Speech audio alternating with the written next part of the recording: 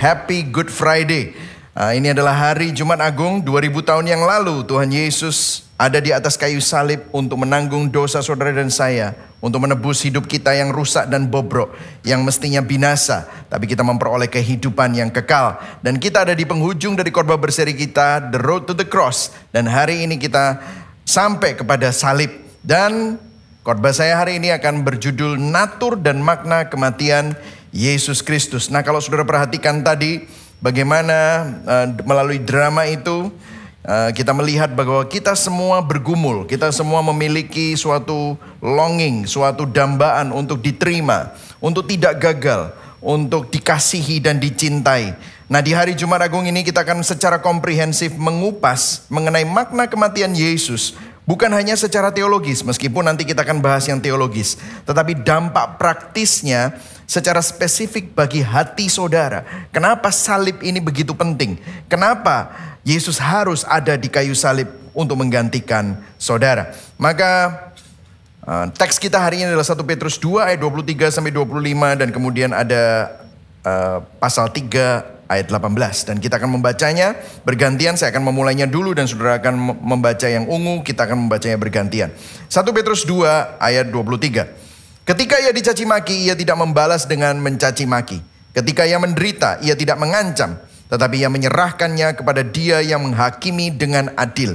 Ia sendiri telah memikul dosa kita di dalam tubuhnya di kayu salib, supaya kita yang telah mati terhadap dosa hidup untuk kebenaran. Oleh bilur-bilurnya kamu telah sembuh. Sebab dahulu kamu sesat seperti domba, tetapi sekarang kamu telah kembali kepada gembala dan pemelihara jiwamu. 1 Petrus 3 ayat 18 kita baca sama-sama. 1, 2, 3. Sebab juga Kristus telah mati untuk segala dosa kita. Ia yang benar untuk orang-orang yang tidak benar, supaya ia membawa kita kepada Allah. Ia yang telah dibunuh dalam keadaannya sebagai manusia, tetapi yang telah dibangkitkan menurut roh. Berbahagialah orang yang mendengar firman Tuhan, memelihara dalam hatinya, dan melakukan dalam hidupnya. Dan poin saya dari khotbah saya ada 2 hari ini. Yang pertama adalah natur kematian Yesus Kristus di kayu salib. Kita akan membahas secara teologis dan filosofis. Kemudian yang kedua, dampak secara praktikal kematian Yesus Kristus di kayu salib. Oke, kita akan memulai yang pertama. Natur kematian Yesus Kristus di kayu salib. Yang siap belajar katakan yes. Oke, kalau saudara perhatikan tadi, ada sesuatu yang menarik dari kematian Yesus Kristus. Karena kalau saudara perhatikan, kematian Yesus Kristus yang pertama adalah bersifat judicial. Kalau kita baca tadi di ayat 18, dikatakan Kristus telah mati sekali untuk segala dosa kita. Dikatakan ia yang benar untuk orang-orang yang tidak benar, supaya ia membawa kita kepada Allah. Apa maksudnya? Ia yang benar untuk orang-orang yang tidak benar. Nah, bahasa aslinya dikatakan begini saudara. Benar itu bahasa Inggrisnya righteous. Bahasa aslinya adalah dia dikaios. Dikaios itu benarnya bukan benar kalau dalam argumentasi kita benar, dia salah, bukan. Tetapi ini benar secara hukum, secara legal. Seperti di dalam pengadilan. Ada sifat judicial.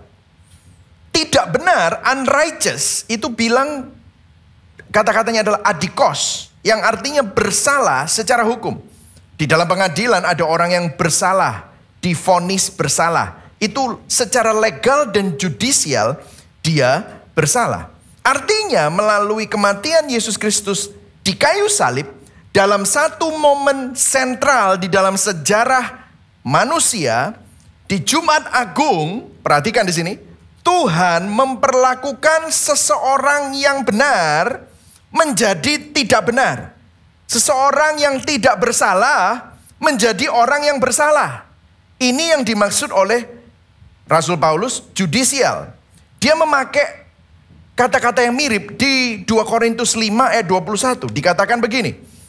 Baca sama-sama ya. 1, 2, 3. Dia yang tidak mengenal dosa telah dibuatnya apa?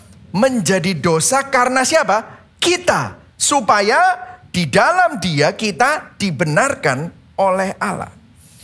Nah, maksudnya apa gini?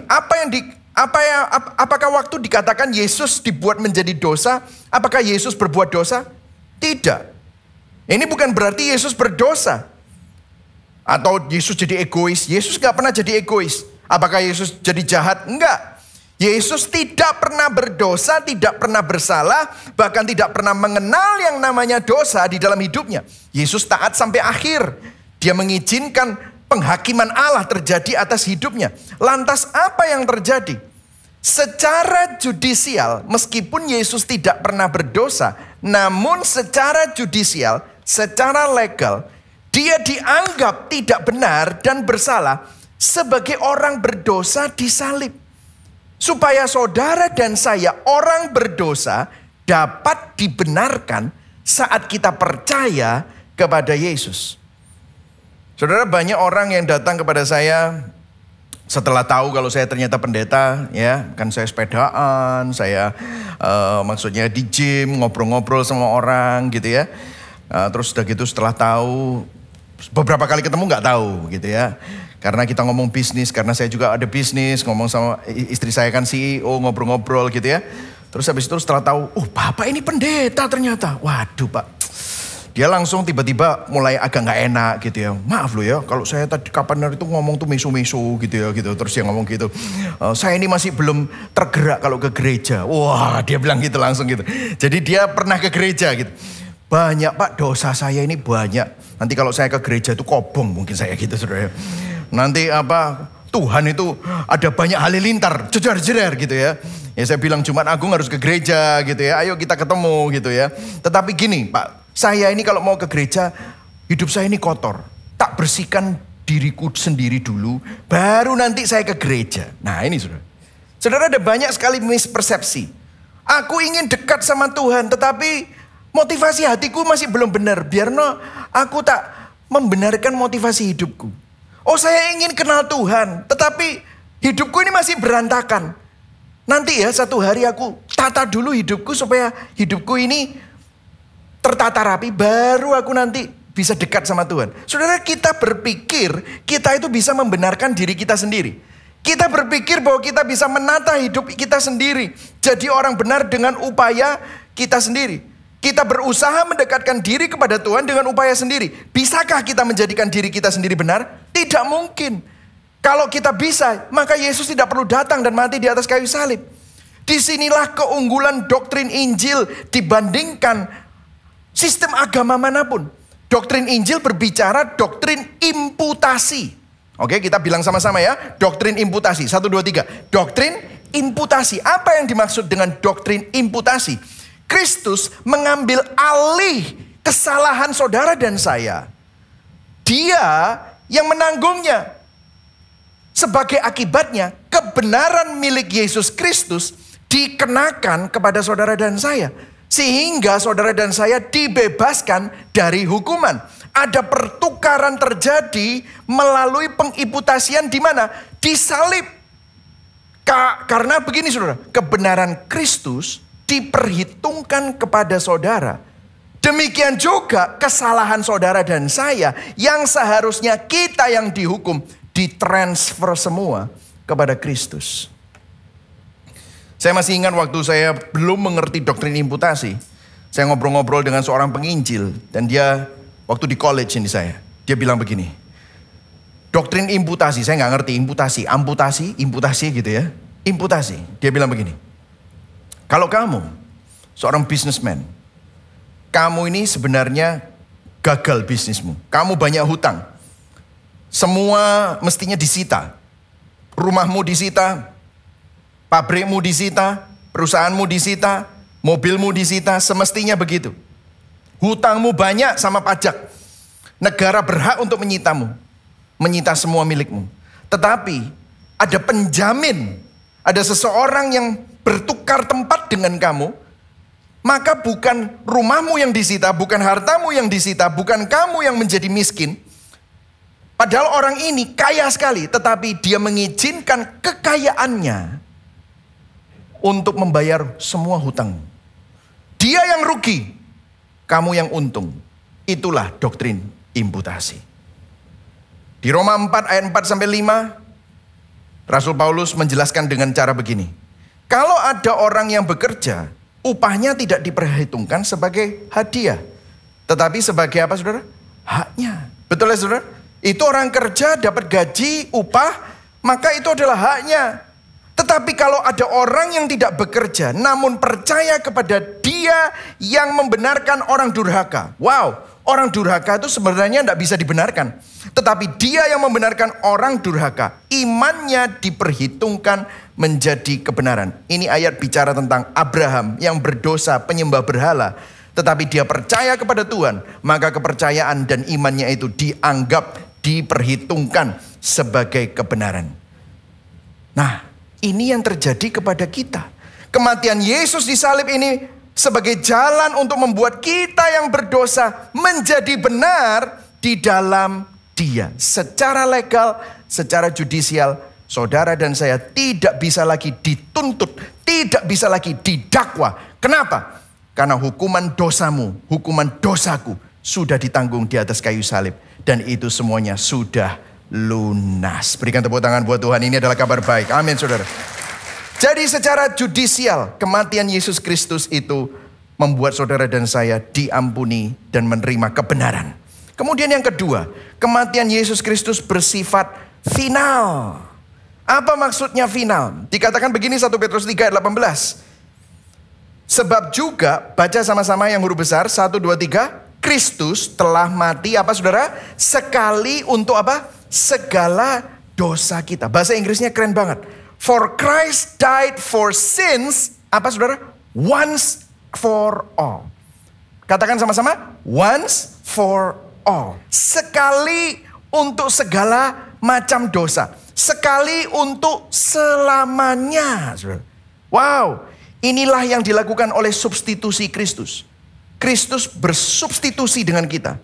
Dia menggantikan kita dengan dirinya. Itu bukan berlaku cuman hanya sementara, no. Once and for all. Sekali untuk selamanya. Nah, saudara perhatikan, banyak salah paham di sini. Banyak orang lupa akan karya Kristus yang final.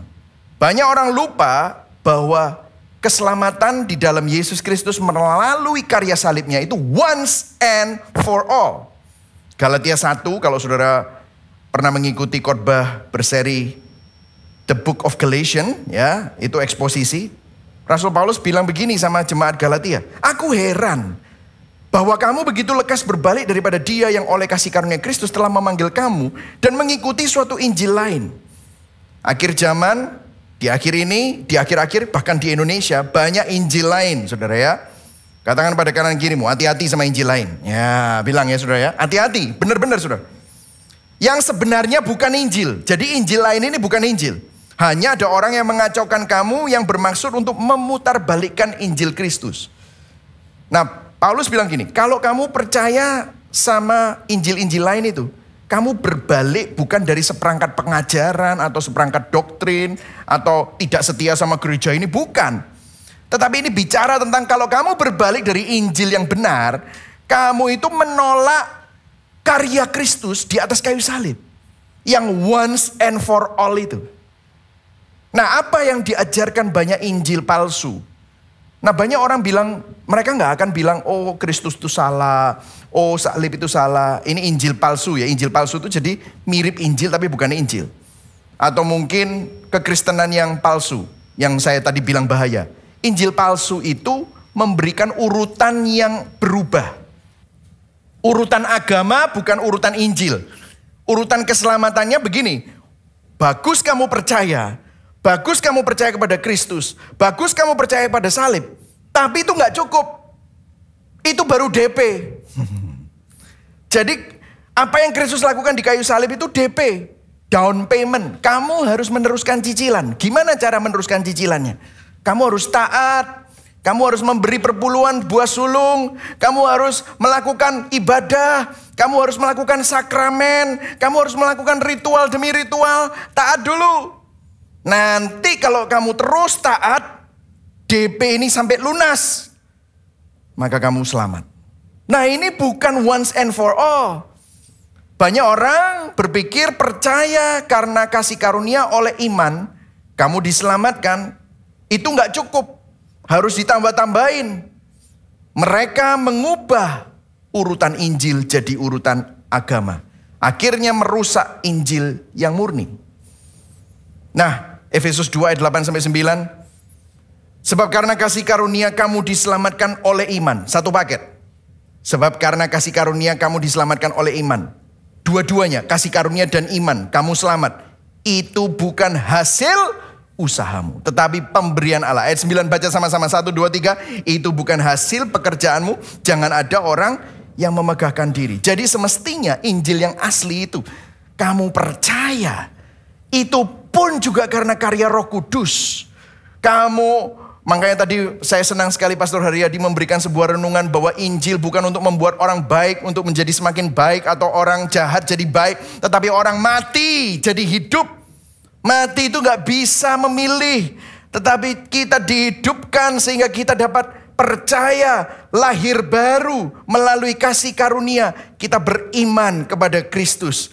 Saudara selamat. Saudara menerima justification, doktrin imputasi, ada substitusi. Saudara selamat. Dan itu yang memampukan saudara untuk taat berbuat baik.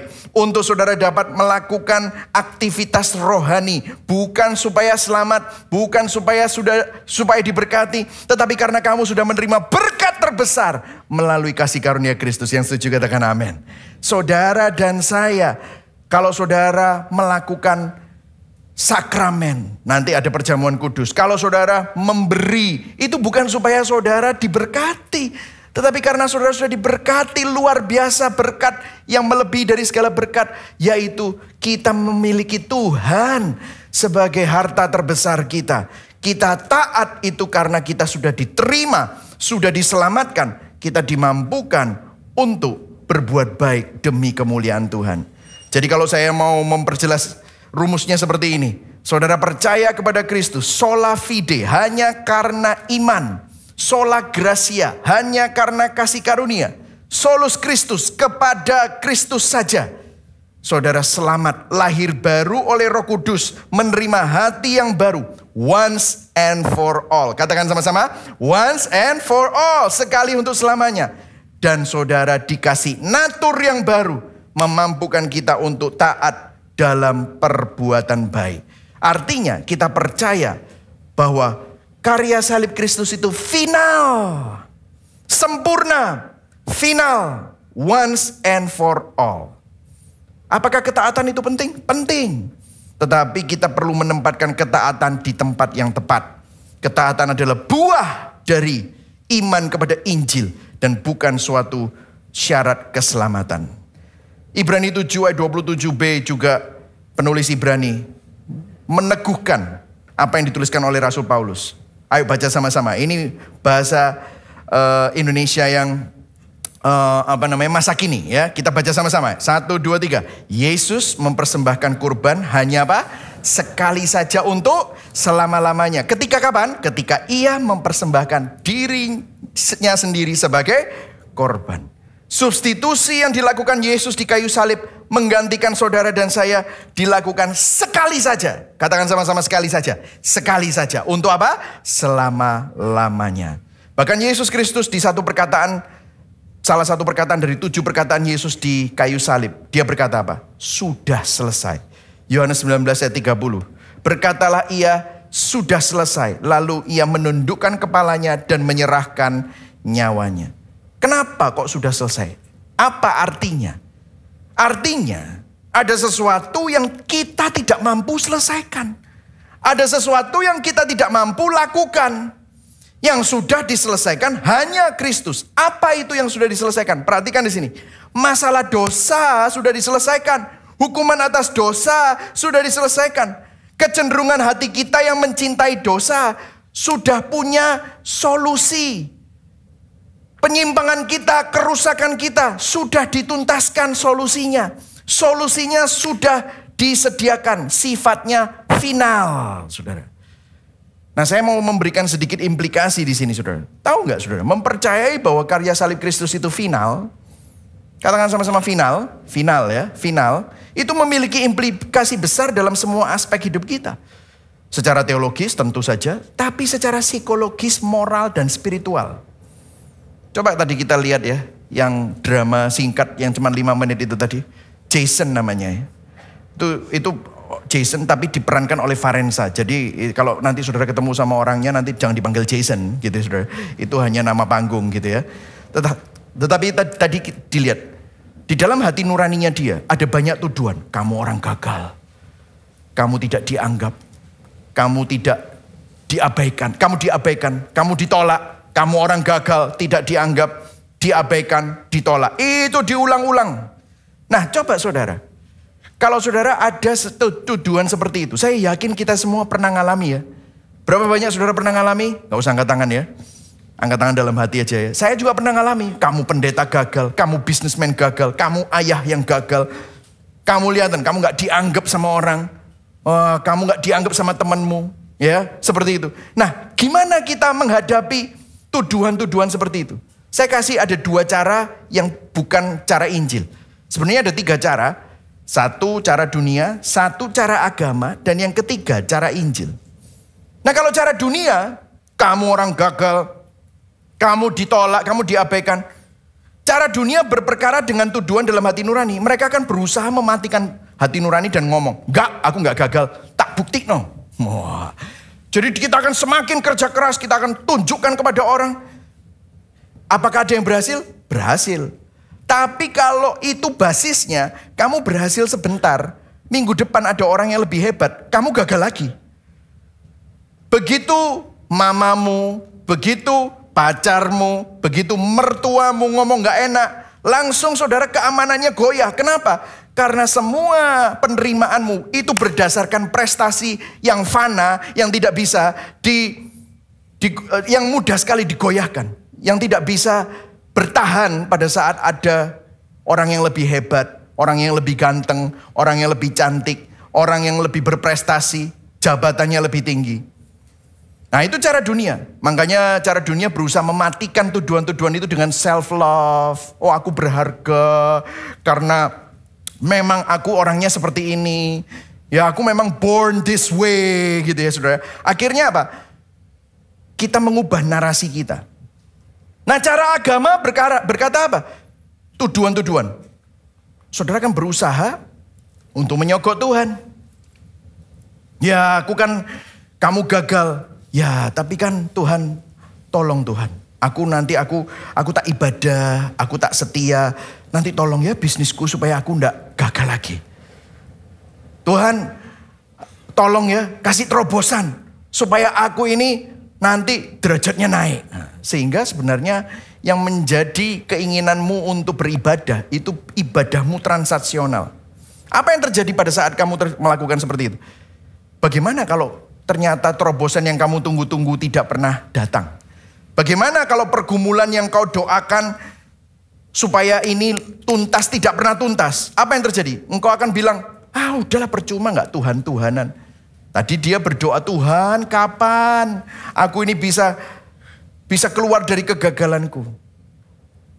Tetapi tuduhan-tuduhan itu semestinya kalau cara Injil berperkara dengan hati saudara, dengan tuduhan-tuduhan sendiri. Gimana cara Injil? Melalui finalitas dari kasih karunia Kristus melalui karya salibnya. Bagaimana? Dengan doktrin imputasi tadi. Gimana caranya mengatasi semua tuduhan-tuduhan itu? Perhatikan. Saudara nggak akan menutup-nutupi. Iya, memang aku gagal. Iya, aku memang berbuat salah. Namun, Kristus melakukan sesuatu dan menyelesaikan sesuatu yang aku tidak mampu lakukan. Aku tahu aku diterima. Bukan karena kelayakanku. Bukan karena apa yang aku lakukan. Tetapi apa yang Kristus sudah selesaikan. Aku tahu aku diampuni. Bukan karena aku layak diampuni. Tetapi karena Kristus menggantikan. Kristus yang sempurna menggantikan aku yang tidak sempurna. Sehingga aku tidak perlu tinggal di dalam kegagalanku. Aku diterima. Aku dikasihi. Aku berharga. Bukan karena apa yang aku lakukan. Tetapi karena Kristus sudah melakukannya bagi aku. Sehingga saudara bisa mulai lagi dengan kekuatan Kristus. Saudara bisa bekerja lagi. Saudara bisa mengampuni orang karena saudara sudah diampuni. Saudara bisa mengasihi orang karena saudara sudah dikasihi. Saudara bisa menjalani kehidupan ini. Bukan dengan apa kata orang tentang saudara. Tetapi apa yang Kristus katakan tentang saudara. Amin, saudara. Jadi ini perbedaannya. Saudara tahu nggak, saudara? Karya salib Kristus yang sudah selesai. Jika karya salib Kristus itu sudah selesai, artinya tidak ada lagi yang perlu kita lakukan untuk menambahkan penerimaan serta keberhargaan diri kita di hadapan Tuhan. Saudara, kalau ada konflik misalnya ya. Ini saya kasih beberapa contoh ya, boleh ya saudara? Kalau ada konflik, cara dunia, misalnya saudara konflik sama bisnis partnermu, sama temanmu, atau mungkin sama teman arisanmu, ibu-ibu gitu ya. Atau mungkin sama your gang gitu ya, yang dekat ada konflik. Terus udah gitu, kalau cara dunia, ini cara dunia. Kalau lagi konflik, pasti ngomong gini, emang gua butuh lu? Gak ada lu juga gue gak mati, bukan lu yang ngasih makan gue kok. Wah kan gitu kan. Gak penting. Tak buktiin nanti, aku lebih hebat dari dia. Tapi bagaimana kalau ternyata kamu gak lebih hebat, dia lebih hebat. Akhirnya saingan. Apa yang terjadi? Kamu selalu gak aman. Kamu lihat Instagramnya dia kok happy, kamu gak happy. Tambah geram lagi. Akhirnya apa? Kehilangan damai sejahtera, saudara kecewa, saudara pahit, saudara dendam, dan yang lain-lain. Apakah itu bisa diselesaikan? Aku gak mau mikirin, itu bukan urusanku. Tapi saudara tetap kepikiran tentang dia. Kenapa? Karena orang itu satu circle dengan saudara. Kalau cara agama, ya udahlah ampuni aja lah. Tapi ngampuni nih, grundel, saudara tahu. Ya apa maneh? Cuma prosedur, protokol. Kalau gak ngampuni nanti aku dihukum Tuhan. Jadi mau ngampuni, tapi gak ngampuni. Tahu kalau harus rekonsiliasi di satu sisi, tapi nggak rela. Betul ya saudara? Ada yang gitu? Gitu saudara? Nggak usah senggol-senggol gitu ya saudara. Atau saya sudah lihat tuh ada yang gini-gini gitu ya saudara. Nggak usah senggol-senggol. Coba lihatnya ke depan saja, nggak usah lihat-lihat sana. Gelu-gelu gitu ya saudara. Ya itu yang terjadi. Tapi cara Injil, coba kita lihat. Cara Injil ngomong apa? Siapa yang nggak pernah bersalah? Dia, kita semua orang berdosa. Kalau saya orang berdosa yang diampuni, dia juga orang berdosa yang diampuni. Dan kita sedang berkonflik dengan orang-orang yang sama-sama menerima anugerah. Di gereja misalnya, teman pelayanan. Mengapa saya harus dendam? Mengapa hati saya nggak tenang? Saya lupa karya salib Kristus sudah final untuk saya dan untuk orang itu. Maka kita akan bisa mengampuni. Halo? Sudah final. Once and for all. Katakan sama-sama. Once and for all. Kalau ada pergumulan, ada penderitaan dalam hidupmu, ada sakit penyakit, ada kegagalan. Kita nggak kecewa seperti Jason tadi. Tuhan kapan? Cara agama, kita akan berusaha melakukan semua perbuatan baik, ibadah, berdoa. Supaya apa? Supaya pergumulannya selesai. Supaya penyakitnya sembuh. Namun saat pergumulan tidak selesai. Namun saat penderitaan tidak kunjung berhenti. Saat sakit penyakit kita tidak sembuh. Apa yang terjadi? Kita kecewa. Kalau cara dunia pakai cara sendiri. Cari jalan sendiri. Dengan kekuatan sendiri. Sama juga capek. Cara Injil. Oleh bilur-bilurnya kita sudah disembuhkan. Semua penyakitku sudah ditanggung. Sudah diselesaikan. Dalam kedaulatan Tuhan. Kalau Tuhan mau menyembuhkan aku, dia bisa melakukan begitu. Luar biasa, dia bisa menyembuhkan aku. Kalaupun aku tidak sembuh. Kalaupun aku masih punya pergumulan. Aku tahu. Immanuel. Dia tidak pernah meninggalkan aku. Maka aku pun masih percaya. Kalaupun terobosanku yang aku inginkan tidak hadir, tidak datang, tidak terjadi.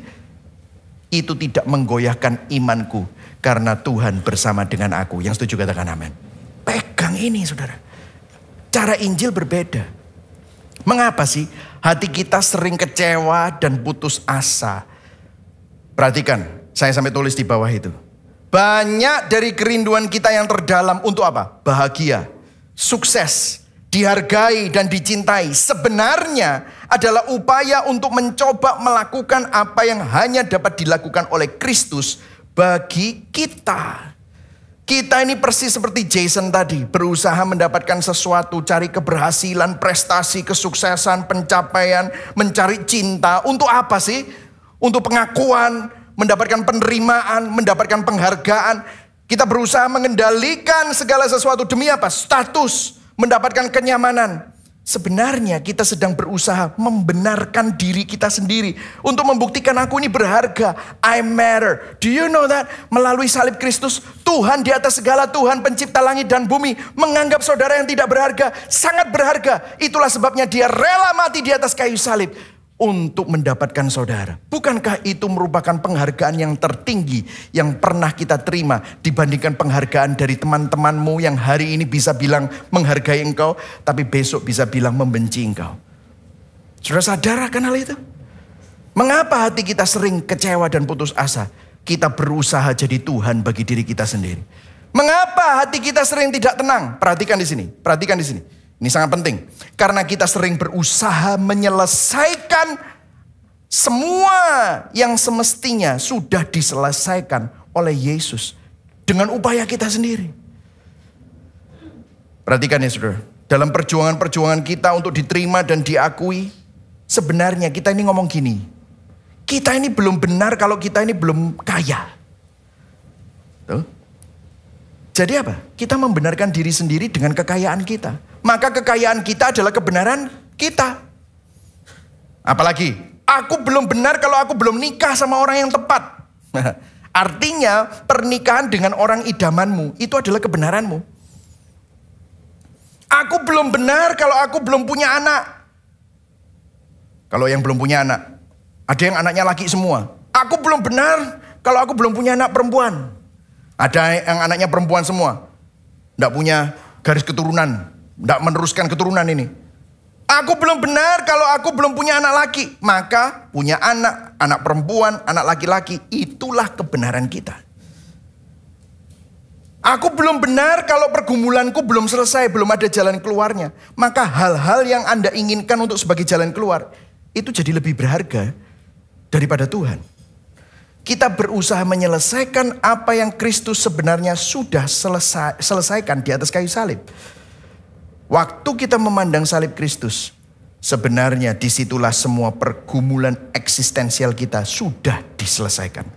Kita benar, kita berharga, kita diterima. Bukan karena apa yang kamu lakukan, tetapi apa yang Kristus sudah selesaikan. Once and for all. Yang setuju katakan amin. Terima masukan ini dalam hati saudara. Kemudian yang ketiga saudara. Kematian Yesus Kristus bersifat sukarela. Saudara, ada yang menarik di sini. Dikatakan 1 Petrus 2 ayat 23. Ketika ia dicaci maki. Baca sama-sama yang ungu 1, 2, 3. Ia tidak membalas dengan mencaci maki. Ketika ia menderita. Baca apa? Ia tidak mengancam. Tetapi apa? Ia menyerahkannya kepada Dia yang menghakimi dengan adil. Saudara, Yesus Kristus mati dengan suatu kesukarelaan. Saudara baca begini ya biasa gitu. Tapi perhatikan saudara, Dia ini Tuhan loh. Tuhan yang rela mati untuk menjadi pengganti umatnya. Artinya gini, Dia diadili, Dia diancam, Dia dipukul, Dia dicambuk, menanggung semua penderitaan. Dia bisa loh membebaskan dirinya sendiri. Bisa gak? Bisa. Waktu Petrus itu memotong telinga salah satu penangkap Yesus di Taman Getsemani, Malkus ya namanya. Terus Yesus menyembuhkan. Yesus bilang loh sama Petrus, "Hei Petrus, kamu gak tahu kalau aku tuh bisa minta legion malaikat untuk menghabiskan semua ini. Tapi aku gak ngelakuin." Nah pertanyaannya, kok bisa dia melakukan itu dengan sukarela? Mungkin Anda yang bilang, pastor tidak usah dibesar-besarkan lah. Ada kok orang yang memilih mati untuk menyelamatkan banyak orang, kan ada. Cerita-cerita heroik kepahlawanan. Apa bedanya sama Yesus? Saudara perhatikan ya saudara. Orang yang mungkin mati bunuh diri untuk menyelamatkan banyak orang. Orang yang mati untuk sahabatnya. Perhatikan. Mereka semua memang akhirnya harus mati. Saya kasih contoh ya. Orang-orang yang dibangkitkan di Alkitab. Lazarus gitu. Setelah dibangkitkan mati lagi gak? Mati lagi. Jadi meskipun orang-orang itu melakukan sesuatu yang heroik. Itu karena satu hari mereka pasti akan mati. Berbeda dengan Yesus. Yesus itu kekal. Dia adalah satu-satunya sosok yang tidak harus mati. Perhatikan di sini, Roma 6 ayat 23 berkata upah dosa adalah maut. Nah, kalau upah tidak berdosa, saya balik ya. Upah tidak berdosa artinya apa? Tidak mengalami maut. Dia kekal. Yesus gak pernah berdosa. Maka seharusnya dia tidak perlu mati. Tetapi kenapa kok dia rela mati? Yohanes 10 ayat 17-18 berkata, Bapa mengasihi aku oleh karena aku, apa saudara? Baca sama-sama. Memberikan nyawaku untuk menerimanya kembali. Ayat 18. Coba perhatikan ini. Tidak seorang pun, ayo sama-sama baca. Tidak seorang pun mengambilnya daripadaku, melainkan aku memberikannya menurut kehendakku sendiri. Aku berkuasa memberikannya dan berkuasa mengambilnya kembali. Ini bicara tentang apa? Nyawanya. Saudara tahu kenapa kok orang Romawi yang ada di bawah kaki Yesus, waktu Yesus mati kan dia bilang, aku menyerahkan nyawaku kepada tanganmu. Itu gak kayak sinetron-sinetron. Kalau sinetron tuh, aku menyerahkan nyawaku, aku mau mati. Tapi gak mati-mati. Yang lainnya udah nangis-nangis terus udah gitu. Ada zoom in, zoom out. Kan gitu ya. Kalau sinetron tuh. Tapi gak mati-mati. Tapi kenapa kok orang Romawi itu waktu lihat Yesus itu, wah, dia ini benar-benar anak Allah. Kenapa? Karena dia bisa ngatur. Dia belum mati. Waktu ditusuk itu keluar air. Dia belum mati. Terus dia bilang, kepadamu aku serahkan nyawaku. Blek, langsung mati. Bahkan waktu matinya pun dia yang atur. Dia pegang kendali. Nah, waktu dia menjalani itu semua, apa yang menahan Yesus disalib? Apakah paku di tangan? Apakah paku di kaki? Kok mau dia? Apakah mahkota duri? Kok mau dia menjalani semua? Perhatikan loh. Dia adalah pencipta alam semesta. Angin aja, angin ribut, angin topan harus nurut loh sama dia. Saudara pikir cuman apa? Paku. Dia bisa pakai tenaga dalam. Set, keluar semua pakunya. Gitu. Dia jalan di atas air itu ginkangnya, coba bayangkan, itu ilmu kungfunya meringankan tubuh, jalan di atas air, dia bisa terbang. Buktinya dia terbang waktu naik ke surga.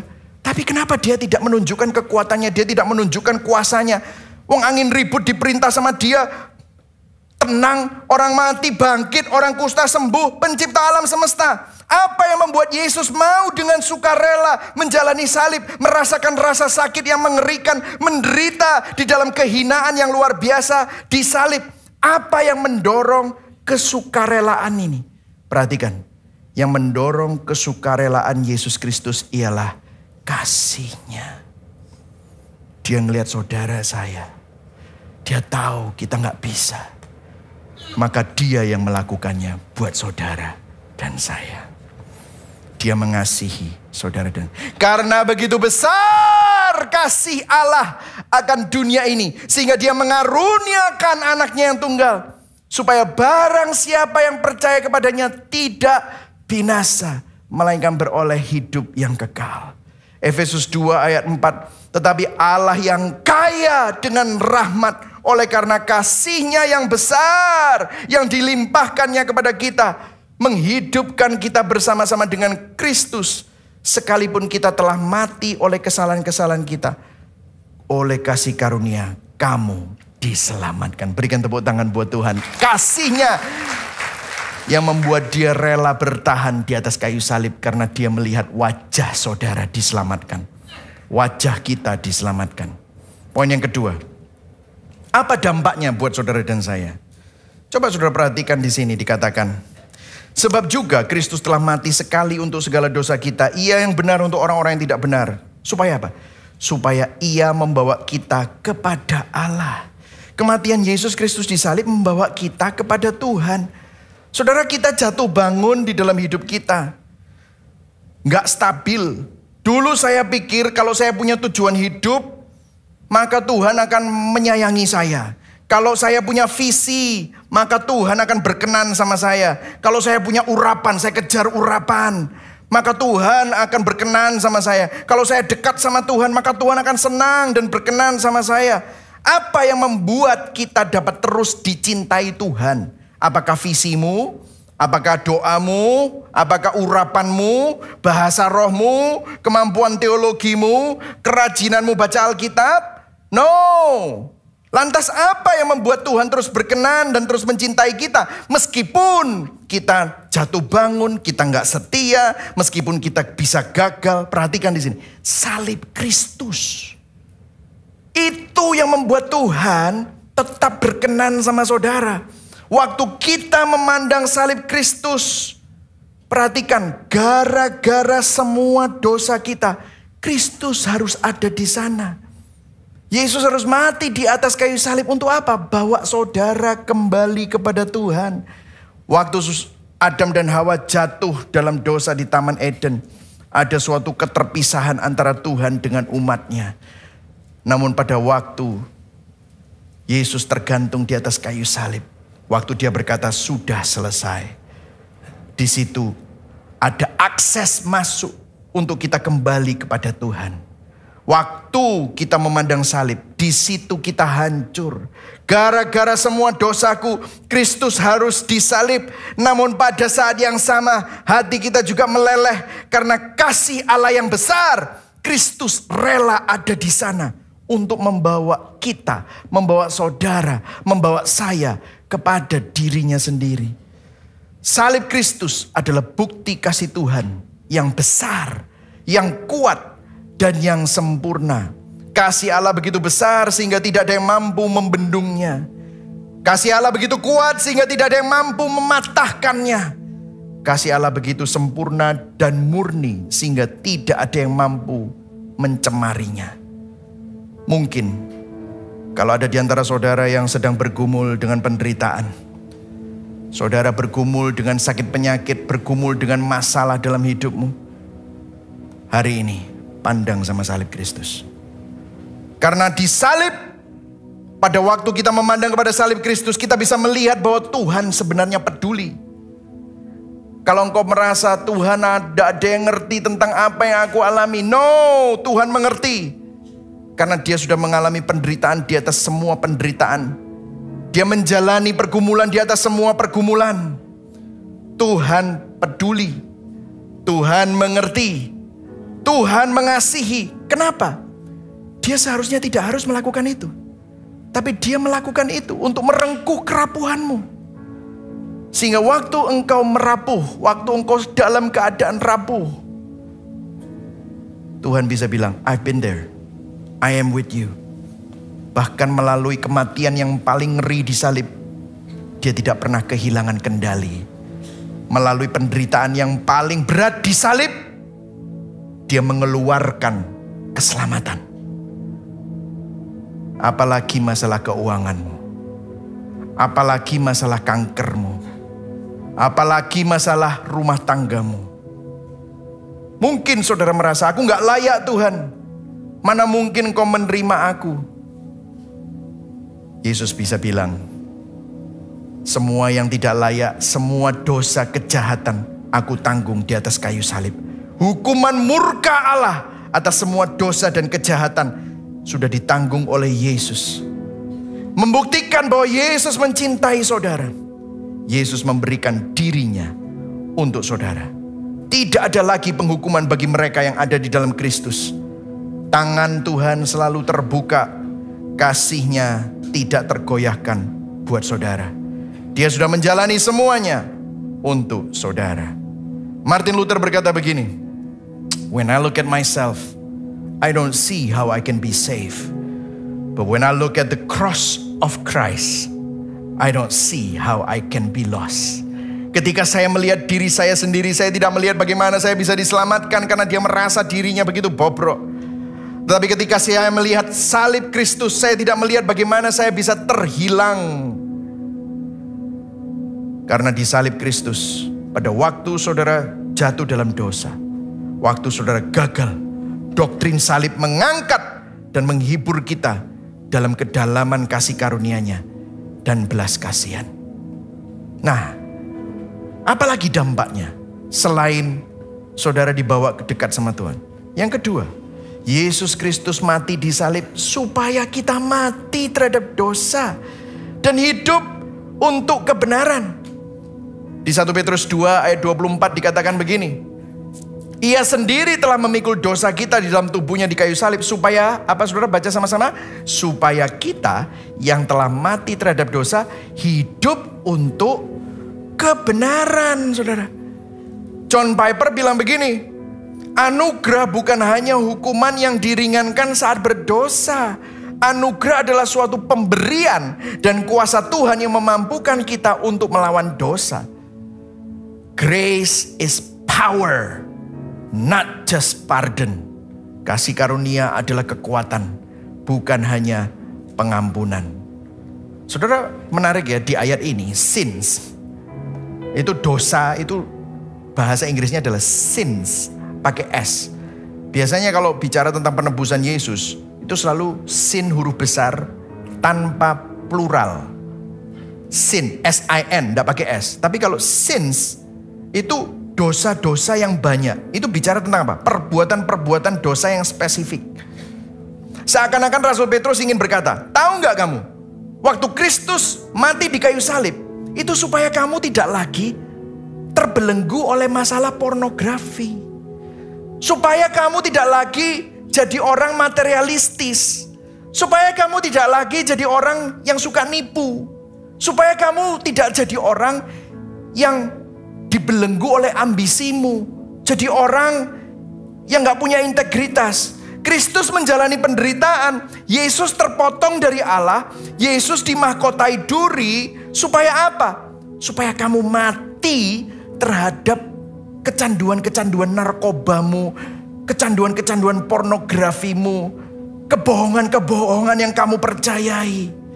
Yesus mati di salib supaya kita tidak hidup di dalam dosa dan menjadi kudus. Bukan berarti saudara tidak punya kekudusan, tapi akhirnya kita itu mengeluarkan kekudusan itu sehingga hidupmu itu benar-benar sesuai dengan identitasmu. Perhatikan saudara, saat kita mulai berpikir untuk melakukan dosa, saat kita mulai berpikir melakukan hal-hal yang tidak berkenan kepada Tuhan, pandang kepada salib Kristus. Karena begini, saat kita terus berdosa dan hidup dalam dosa, seakan-akan Yesus mau ngomong gini sama saudara. Apakah semua pukulan yang aku alami, semua cambukan yang aku alami dan aku tanggung itu tidak cukup? Sehingga kita dengan santainya berbuat dosa. Apakah paku di tanganku tidak cukup sehingga kita kembali berdosa? Seakan-akan kita mau memaku ulang tangan Yesus. Yesus menjalani semua itu untuk saudara. Bukan supaya kita terus hidup dalam dosa, bukan. Namun supaya kita mati terhadap dosa dan hidup untuk kebenaran. Apakah kita dengan sengaja berupaya untuk mengabaikan, meremehkan semua penderitaan yang Kristus lakukan di atas kayu salib? Let's repent. Mari sama-sama kita bertobat. Jadi kalau saudara lihat, doktrin salib memiliki keindahan dan kuasa yang paradoksal. Pada waktu engkau jatuh, salib merangkulmu. Salib menenangkanmu saat engkau gagal, saat engkau jatuh dalam dosa. Namun pada saat yang sama, salib juga menegurmu serta mengingatkan kamu untuk tidak hidup di dalam dosa dan hidup untuk kebenaran. Yang setuju katakan amin. Taruh itu di dalam hati kita. Hari ini adalah hari yang bersejarah. 2000 tahun yang lalu, Yesus membayar harga yang sangat mahal. Lunas once and for all. Katakan sama-sama, once and for all. Timothy Keller bilang begini, semakin Anda melihat kekurangan dan dosamu, waktu engkau pandang salib, semakin besar kasih karunia Tuhan yang tampak bagimu, begitu menggemparkan, begitu indah, begitu menakjubkan. Tetapi waktu kau pandang salib juga, waktu engkau sadar kasih karunia Tuhan begitu besar, kamu buang semua keinginan dosamu. Kamu gak membela diri lagi terhadap hal-hal yang sering kamu lakukan secara tersembunyi. Kamu mau bertobat. Kamu lepaskan dosa ini. Artinya saat kita berdosa, kita melihat kekurangan dan dosa. Saat kita memandang salib, kita melihat Tuhan mengasihi kita. Namun saat kita sadar akan kasih karunia itu, waktu kita mau berdosa lagi, kita jijik. Kita tidak lagi ingin ada di sana. Karena itu, dosa-dosa itulah yang membuat Yesus terpaku di atas kayu salib. Saya akan akhiri dengan sebuah artikel yang pernah saya baca, saudara. Saya pernah baca sebuah artikel tentang orang yang berinjil. Orang yang berinjil. Bukan orang yang beragama, tapi berinjil. Terus dia bilang begini, kalau ada orang yang tanya sama kamu, kamu orang Kristen ya? Terus kita jawab, tentu saja. Of course. Hati-hati. Kenapa kok hati-hati? Jangan-jangan kamu belum betul-betul mengerti apa esensi kekristenan. Karena kekristenan itu esensinya salib. Waktu kamu jawab, tentu saja, of course. Itu menyiratkan bahwa kamu tuh layak. Karena waktu kamu jawab tentu saja, aku baca Alkitab soalnya. Aku ke gereja. Aku perpuluhan. Aku melayani Tuhan. Aku orang baik. Artikel itu bilang, kamu berpikir kamu punya kualifikasi untuk jadi Kristen. Tidak ada orang yang punya kualifikasi untuk diselamatkan. Kata-kata tentu saja di dalam kita artinya kamu belum benar-benar sadar akan salib. Semestinya jawabannya, ini hipotetikal ya, nanti kalau sudah ditanyain, kamu Kristen, enggak usah jawab gini gitu saudara. Tetapi dalam hati, jawabannya sepertinya bilang, kamu Kristen ya? Iya, aku orang Kristen. Kok bisa ya? Itu jawabannya. Karena kamu tahu kamu jahat. Kamu tahu hatimu itu penuh dengan kebobrokan. Tapi kok bisa Tuhan yang kudus, Tuhan yang suci, Tuhan yang tidak bisa berkompromi dengan dosa, rela mengaruniakan anaknya sendiri, menggantikan kamu, mati di atas kayu salib, mencurahkan darah, mensubstitusi, melakukan doktrin imputasi final once and for all, untuk bawa kamu dekat sama Dia, untuk bawa kamu jadi kepunyaannya.